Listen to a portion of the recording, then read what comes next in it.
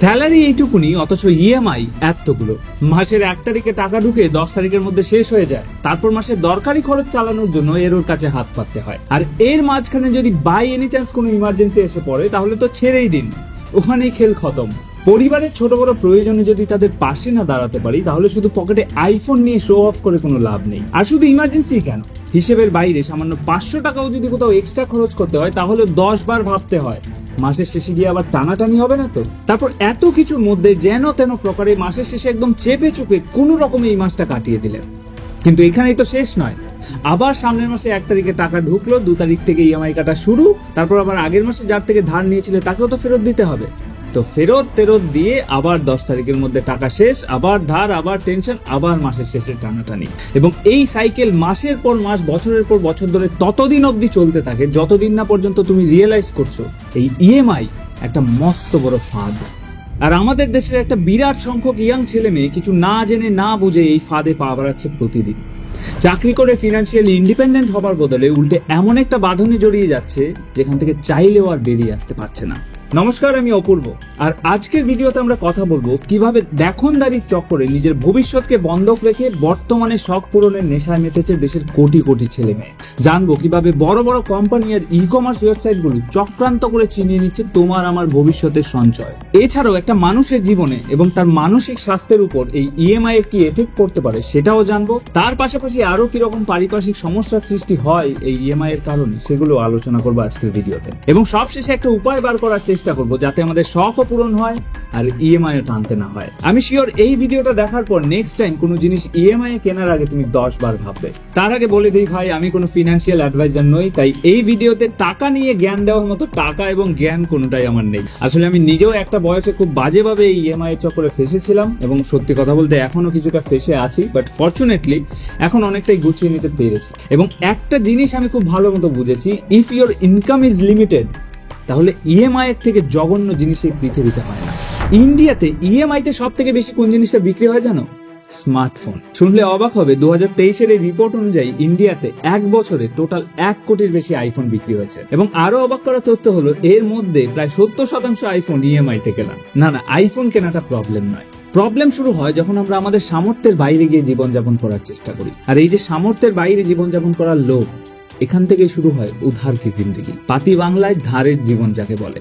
দেখো, নিজের পছন্দের একটা জিনিস কিংবা শখের একটা জিনিস কেনা চায় তাড়াতাড়ি কিনে ফেলতে, সে নতুন আইফোনই হোক বা স্বপ্নের বাইক। কিন্তু সত্যি কথা বলতো, সবসময় কি আমাদের পকেট সেটাতে সায় দেয়? দেয় না। এদিকে একটু একটু করে টাকা জমিয়ে সেটা কিনতে গেলে প্রায় অপেক্ষা করতে হবে অনেক দিন।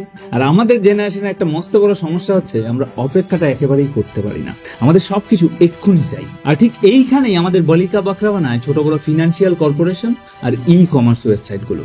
ওরা আন্ডারওয়্যার থেকে আইফোন, চপ্পল থেকে সুপার বাইক সব বিক্রি করে ইএমআই তে। তার উপর no cost EMI, zero down payment, pay later, এই সেই নানান রকম অফার দিয়ে যত রকম ভাবে সম্ভব তত রকম ভাবে কোনো জিনিস কেনার জন্য উস্কানি দিতে থাকে। একটা বিষয় লক্ষ্য করেছো কিনা জানি না, এখন বড় বড় ই কমার্স ওয়েবসাইট গুলোতে জিনিসের অরিজিনাল দামটা খুব ছোট্ট করে দেওয়া থাকে, আর বড় বড় করে দেওয়া থাকে ইএমআই এর ছোট্ট অ্যামাউন্টটা যেটা তোমার মাসে মাসে পে করতে হবে। সেই ছোট্ট অ্যামাউন্টটা দেখে তোমার মনে হয় এ তো খুবই সামান্য টাকা, অনায়াসেই দিয়ে দেওয়া যায়। ব্যাস, দিয়ে দিলেই সাথে সাথে তোমার পছন্দের জিনিস তোমার হাতের মুঠোয়। এবার এই অবধি তো সব ঠিকই আছে, কিন্তু সমস্যাটা শুরু হয় তোমার ওই পছন্দের জিনিসটা হাতে পাওয়ার পর থেকে। পছন্দের জিনিস ইনস্ট্যান্টলি হাতে পাওয়ার আনন্দে তুমি বুঝতেও পারলে না জিনিসটার মার্কেট প্রাইস থেকে 2-3 হাজার টাকা বেশি নিয়ে নিল তোমার কাছ থেকে। এবং আগামী 12 বা 24 মাস যাই হোক না কেন, অতগুলো মাসের জন্য তোমাকে এমন একটা বাঁধনে বাঁধলো তুমি চাইলেও সেখান থেকে বেরোতে পারবে না। এবার অনেকেই বলবে, দাদা আমি তো নো কস্ট ইএমআই তে কিনেছি, আমাকে কিছু বেশি দিতে হয়নি। শোন ভাই, একটা কথা বলি, এই পৃথিবীতে বাপের হোটেল ছাড়া আর কোনোদিন কোনো কিছু ফ্রিতে পাওয়া যায় না। আরে ভাই, দারুণ বললাম তো, এটা কেটে একটা রিল করে দিস। যাই হোক, যেটা বলছিলাম, যেসব প্রোডাক্ট নো কস্ট ইএমআই তে পাওয়া যায় সেগুলোর দাম আগে থেকেই বাড়ানো থাকে, আর ওই বাড়তি টাকাটাই হচ্ছে ইন্টারেস্ট। তফাৎ শুধু এটুকুই, ওই বাড়তি ইন্টারেস্টটা কোম্পানিগুলো আগে থেকে ব্যাংকে পে করে দেয় এবং তারপর তোমার থেকে আদায় করে।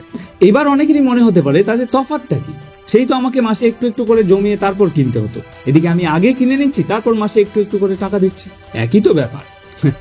আগে না, টাকা জমিয়ে কোনো জিনিস কেনা আর ইএমআই তে জিনিস কেনা কখনো এক নয় এবং এক হতে পারে না। টাকা জমিয়ে কোনো জিনিস কিনলে তুমি যতদিন ধরে এই টাকাটা জমাবে সেটা তোমার কাছে থাকবে, যে কোনো বিপদে আপদে তুমি ওই টাকাটাকে ইউজ করতে পারবে, কোথাও ইনভেস্ট করতে পারবে, টাকা দিয়ে টাকা বাড়াতে পারবে, কিন্তু ইএমআই কিনলে সেটা করতে পারবে না। এবং দ্বিতীয়ত, কখনো কি তুমি ভেবে দেখেছো এই ব্যাংক বা ফিনান্সিয়াল কর্পোরেশন গুলো যে কোনো জিনিসের জন্য ইএমআই দিতে এত উঠ পেতে বসে থাকে কেন? একটু ব্যাপারটা বোঝার চেষ্টা করো। কারণ তুমি যদি টাকা জমাবে কোথায়? ব্যাংকে। এবার ব্যাংকে তুমি টাকা জমা রাখলে সেই টাকার উপর 7% ইন্টারেস্ট দেবে তোমার ব্যাংক। আমি যদি 1 লাখ টাকাও ধরি, 1 বছরের সুদ বাবদ ব্যাংক তোমাকে 7,000 টাকা দেবে।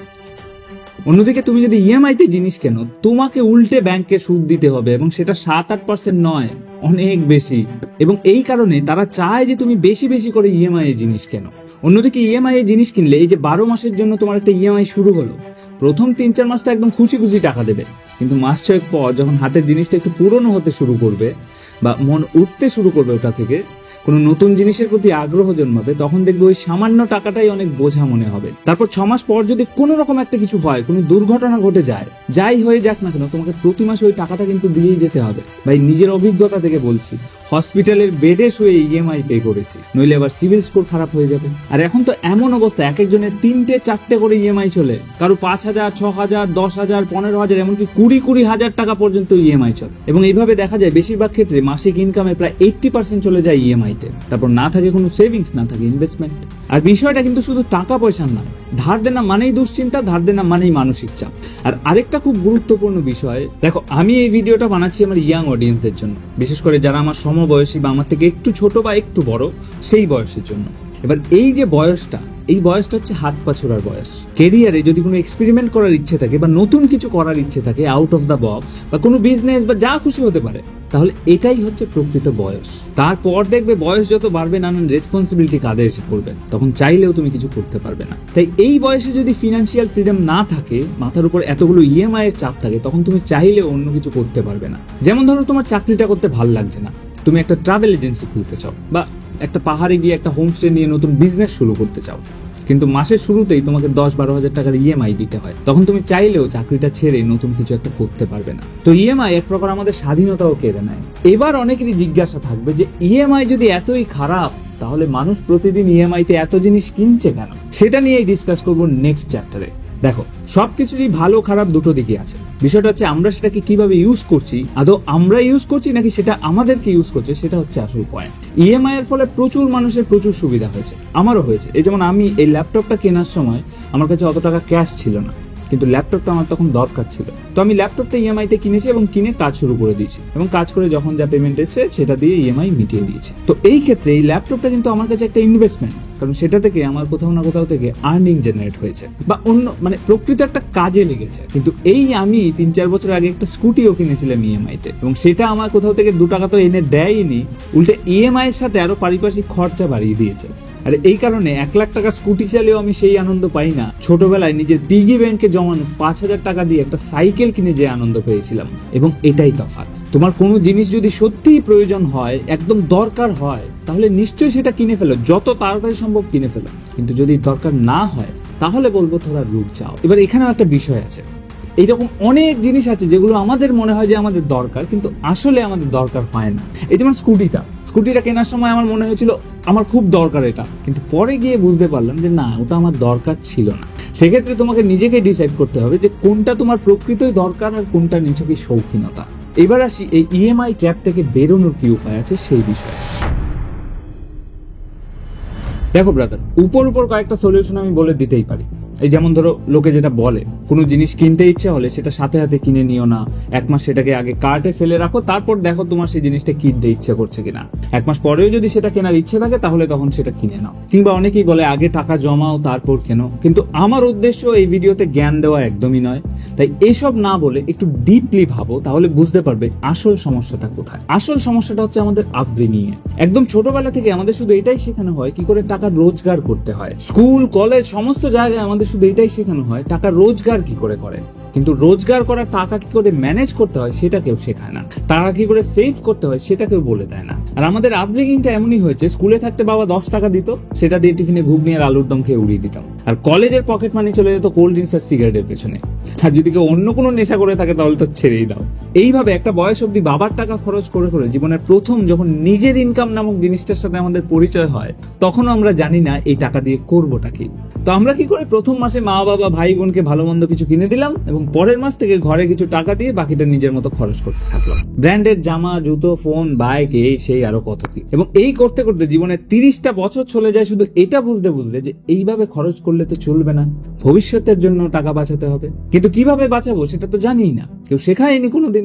এই কারণে একদিক দিয়ে টাকা আসতে থাকে, আরেকদিকে আমরা খরচ করতে থাকি। আর তারপর কিছু কিনতে হলে আমাদের ইএমআই এর সাহায্য নিতে হয়। এইখানে আমাদের এডুকেশন সিস্টেমের উপরও কিছুটা দোষ দিতে হয়। আমাদের এডুকেশন সিস্টেমের অনেকগুলো ফ্লজ এর মধ্যে এটাও একটা।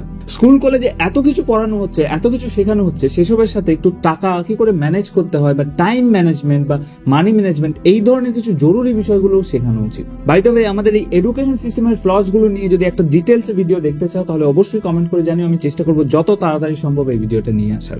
যাই হোক, তো এটা হচ্ছে একটা বিরাট বড় সমস্যা এবং এই সমস্যার সাথে ডিল করার জন্য সবার প্রথমে আমার যেটা মনে হয় সেভিংস করাটা শেখা উচিত। তারপর মিউচুয়াল ফান্ড, ইনভেস্টমেন্ট, এগুলো তো আছে। আরেকটা কথা, আপনার বাড়িতে যদি কোনো বাচ্চা থেকে থাকে তাহলে তাকে এখন থেকেই সেভিংস করতে শেখান। নিজেই টাকা দিন এবং তাকে সেটা জমাতে বলুন।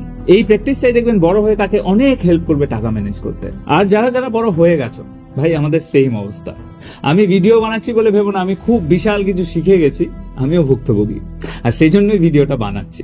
বাট হ্যাঁ, এটা বলতে পারি যে এখন অনেকটাই গুছিয়ে নিয়েছি। এবার আমি আমার ফিনান্সিয়াল কন্ডিশনের উপর দাঁড়িয়ে আমার সার্কামস্টেন্সকে দেখে তারপর আমি সেটা আমার মতো করে গুছিয়েছি। সেটা আমি বললে তোমার সাথে নাও মিলতে পারে, তাই সেসব বলছি না। তবে একটা জিনিস আমি বলবো, তোমার যদি কোনো ইএমআই থেকে থাকে তাহলে যত তাড়াতাড়ি সম্ভব চেষ্টা করো সেটাকে র্যাপ আপ করার। তারপর কোনো ফিনান্সিয়াল অ্যাডভাইজারের হেল্প নাও এবং টাকা সাইড করতে শুরু করো। দেখো, টাকা থাকলে কিন্তু টাকা খরচ হয়, 10,000-এও জীবন চলে, আবার 10 লাখেও জীবন চলে। তাই খরচ হবার আগে সেটাকে সরিয়ে নাও, দেখবে ঠিক চলে যাবে। তার মানে কিন্তু এই নয় আমি বলছি তোমার বর্তমানে সব শখ আহ্লাদ বিসর্জন দিয়ে ভবিষ্যতের জন্য সব তুলে রাখো, একদমই নয়। আমি বলছি দুটোই করো, কিন্তু একটু ব্যালেন্স রেখে, যাতে হাতে আইফোনও থাকে আর ইএমআইও দিতে না হয়। এবং ভিডিও শেষে এটাই বলার, তোমার টাকা তুমি কিভাবে খরচ করবে সেটা বলার আমি কেউ নই, কিন্তু সময়ের সঙ্গে সঙ্গে নিজের আর্থিক দায়িত্ববোধ তৈরি হওয়াটাও জরুরি। এটা খুব দুঃখের বিষয় যে আমাদের ছোটবেলা থেকে শুধু উপার্জন করতেই শেখানো হয়, কিন্তু উপার্জিত টাকা কি করে হ্যান্ডেল করতে হয় সেটা শেখানো হয় না। ধাক্কা খেয়ে খেয়ে সেসব শিখতে শিখতে 30টা বছর এমনিই পেরিয়ে যায়।